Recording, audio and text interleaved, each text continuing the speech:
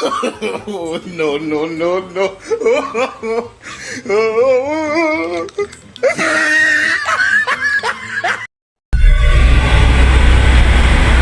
Guys, magandang hapon po. Andito po kami ngayon sa may probinsya po, dito sa may Negros Occidental. Bali, yung kalsadang ito, ano ba ito? Bypass kumbaga. Gagawa lang din ito, kakatapos lang din. Para sa mga truckers, sa mga katulad niyan, nakarga ng tubo. Opo. Dito po yung nadaan kasi para hindi nadadaan sa proper. Gawa ng iniiwasan po yung kalsada na masisira. Opo. Tsaka traffic na rin po. Tagusan din po kasi. Opo, bali pa tagos-tagos din po ito yung kalsada. Yun na nga lang po, medyo ano pa.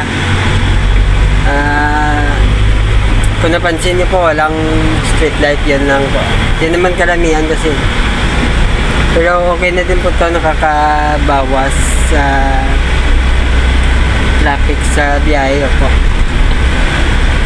Tuloy-tuloy. Medyo ano lang siya, paikot, palibot ba. Pero okay na rin po. Kahit paano nakakatulong na rin po sa mga motorista para sa iwas traffic po. Ayan o, maulan nga po yung panahon pala. Masama yung panahon. Wala na din po si Basyang pero ano ba to? Baka Easter Lane na to pa. Kaya saan man tayo mapadpad o saan man tayo, ingat na rin po tayo. Amping po tayo lagi. Mga buddy, mga idol, mga kagilagi. Ito pala ang yung driver ko, si Master Renny Boy. Punta pa kami ngayon sa kabilang bayan, doon sa Bago City, sa May Lulaw. Doon po yung delivery namin ng bounty. Punta kami ng bounty po. Parang transfer na po.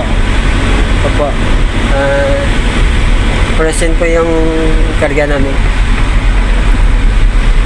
Ito kasi Pakananda. Ito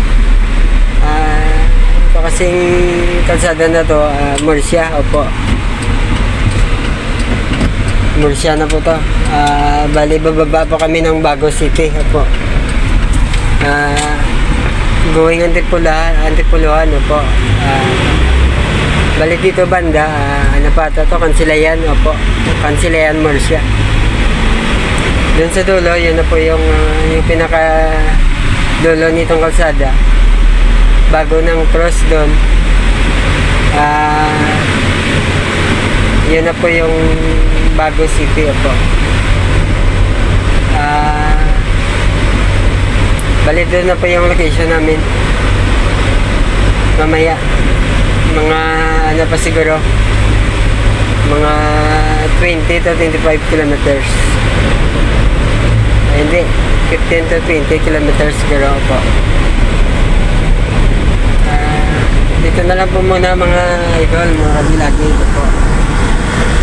Shoutout po sa lahat ng mga followers, viewers, likers, silent viewers. Maraming salamat po sa mga panonood.